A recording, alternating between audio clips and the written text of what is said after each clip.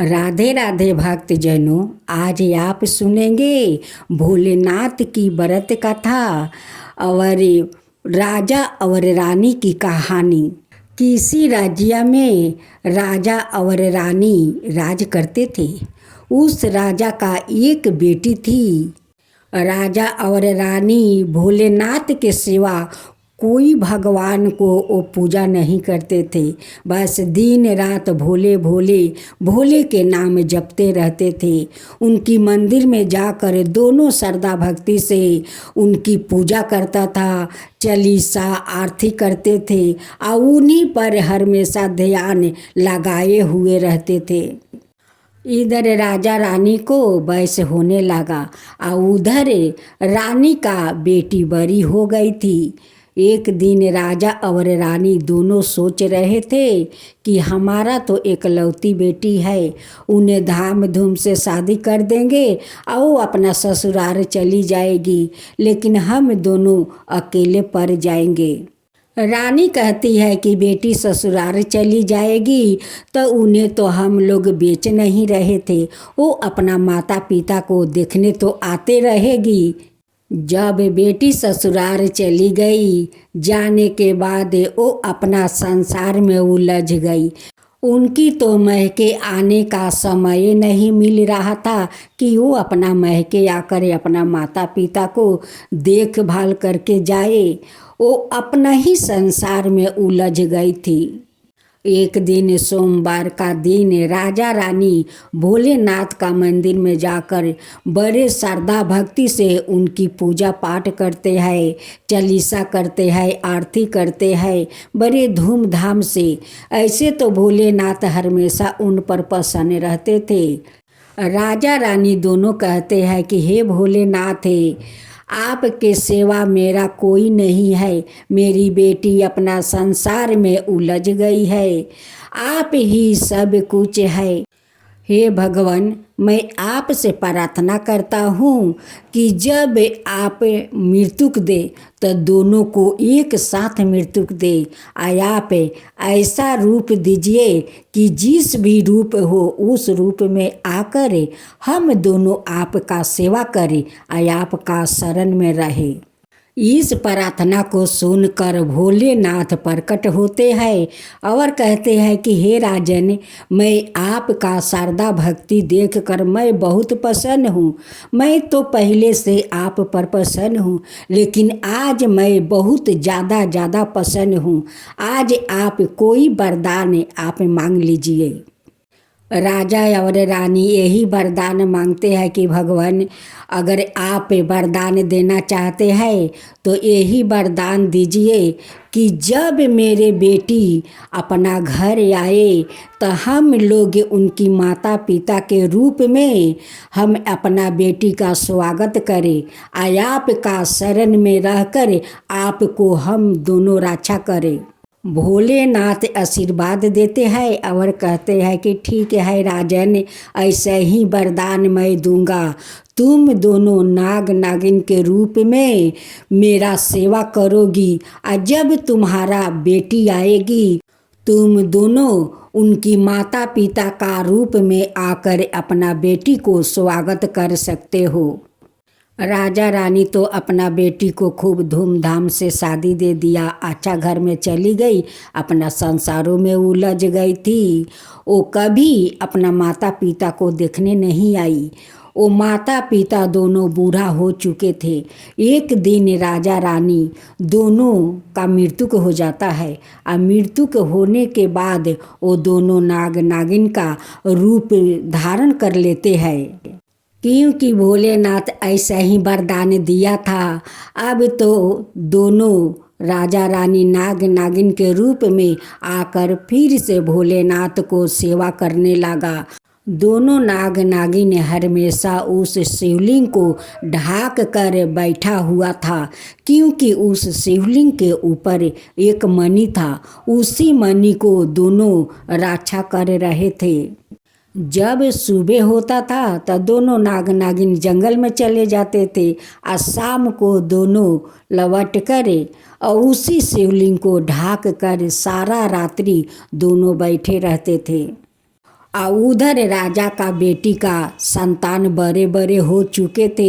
एक दिन रानी का बेटी का उनकी माता पिता को याद आया, लेकिन उनकी पता नहीं चला कि मेरे माता पिता को मृत्यु हो चुका है। इसके बारे में उनका कुछ पता नहीं था।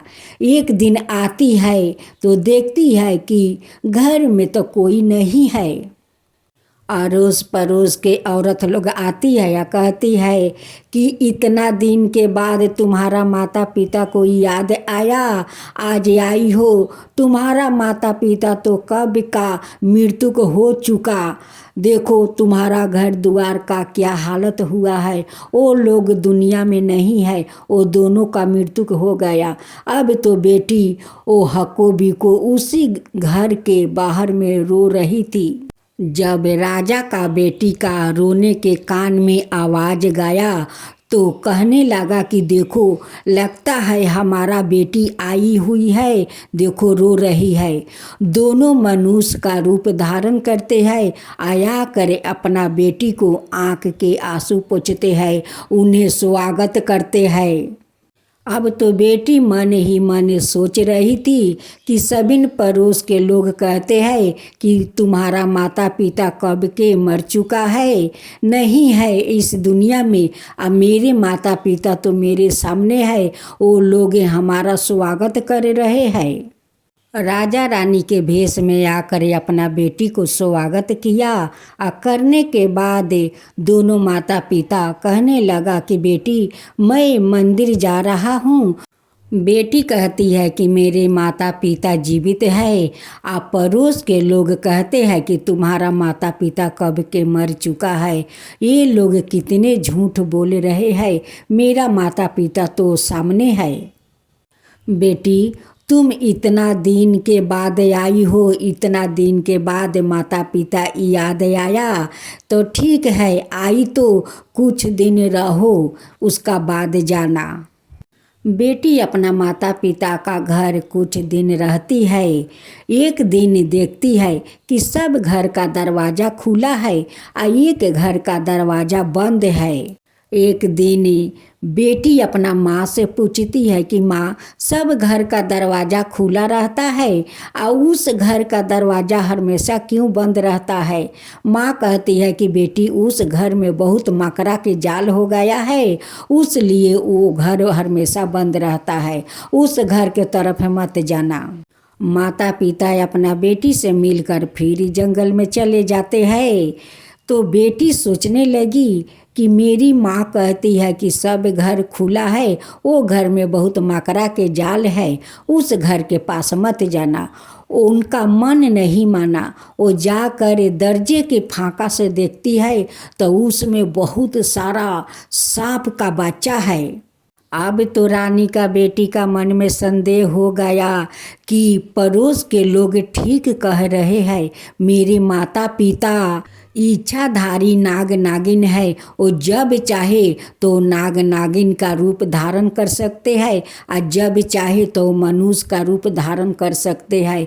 इस घर में तो देखता हूँ कि बहुत सारा सांप के बच्चे हैं, ये मेरी भाई बहन है। जब माता पिता घर आया तो बेटी कहती है कि माँ, अब बहुत दिन हो गया, अब मैं अपना घर जाना चाहती हूँ।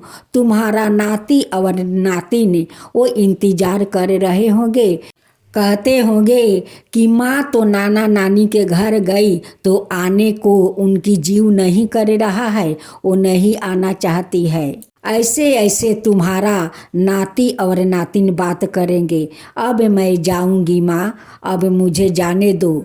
माँ कहती है कि बेटी इतना दिन के बाद आई हो तो खाली खाली कैसे जाओगी। राजा रानी अपना बेटी के लिए बहुत सारा कपड़ा पर पकवान बना देते हैं और खुशी खुशी से अपना बेटी को विदाई करते हैं। बेटी कहती है कि माँ पिताजी अपना अच्छे से ख्याल रखना। माता पिता भी अपना बेटी को आशीर्वाद देते हैं, कहते हैं कि बेटी जहाँ रहो तुम सुखे रहो, अपना परिवार के साथ खुश रहो बेटी। बेटी अपना घर जाकर अपना बच्चों से, अपना पति से, अपना महके के बहुत बड़ाई की। कहने लगी कि मेरे माता पिता बहुत अच्छे हैं, वो अच्छे से रहते हैं। देखो मुझे कितना आदर भाव किया है, कपड़ा दिया है, पर पकवान दिया है, मुझे बहुत स्वागत किया है मेरे माता पिता। लेकिन वो अपना पति और बच्चा से कभी नहीं बताई कि मेरे माता पिता एक इच्छाधारी नाग नागिन है। ये बात कभी अपना बच्चों से, अपना पति से नहीं बताई। हे भोलेनाथ, आप जैसे उस राजा रानी को वरदान दिया कि मरने के बाद अपना बच्चों से वो माता पिता के रूप में मिल सकती है, वैसा ही सबका वरदान देना, सबके ऊपर वैसा ही कृपा करना। हे भोलेनाथ, सबके ऊपर कृपा करना। भोलेनाथ की जय हो, भोलेनाथ की जय हो। जय शिवा ओमकारा, प्रभु हरे शिवा ओमकारा। ब्रह्मा विष्णु सदा शिव अर्धंगिनी धारा। ओम जय शिवा ओमकारा। एकानन चतुरानन पंचानन राजे, शिव पंचानन राजे। हंसासन गरुड़ासन विषवाहन साजे। ओम जय शिवा ओमकारा। दो भुज चार चतुर भुज दस भुज अति सोहे। तीनों रूप निरखता त्रिभुवन जन मोहे। ओम जय शिवा ओमकारा। अक्षर माला बने माला मंगी माला तारी। चंदन मृग मद सोहे बोले सुभिकारी। ओम जय शिवा ओमकारा। श्वेतांबर पीतांबर गंबर अंगे। सनकादिक बरे मादिकी भूतादिकी संगे। ओम जय शिवा ओमकारा। करके मध्यम कमंडल चक्र त्रिशूल धरता। जग करता जग भरता, जग पालन करता। ओम जय शिवा ओमकारा। ब्रह्मा विष्णु सदा शिव जानते अविवेका। प्राण बचर के मध्यम याहे तीनों एका। ओम जय शिवा ओमकारा। तिरगुण शिवजी के आरती जो कोई नर गावे। शिवा जो कोई नर गावे। कहत शिवानंद स्वामी मन भजत शिवानंद स्वामी। मन वांछित फल पावे। ओम जय शिवा ओमकारा। जय शिवा ओमकारा।